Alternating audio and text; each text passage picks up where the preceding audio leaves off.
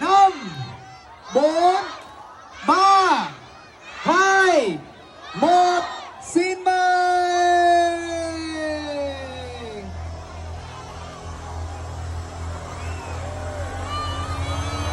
Quý vị ơi, hãy lan tỏa những điều tuyệt vời này, hướng mặt về phía khách sạn De La Mò.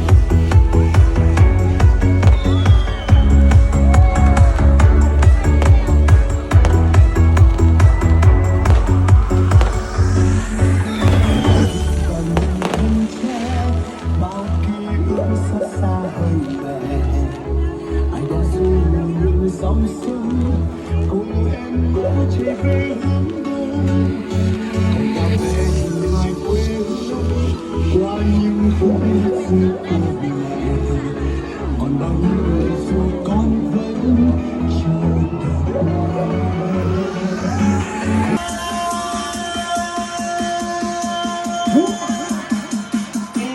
Sẵn sàng nhá.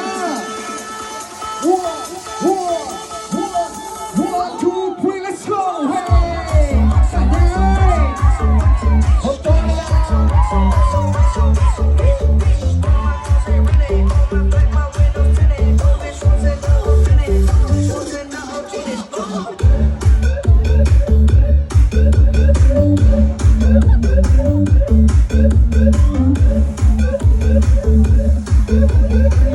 anh Đông ơi, khi đi mẹ có dặn dò cái gì phê quá thì đừng lên chơi, đừng chơi cái gì phê quá anh em nhá.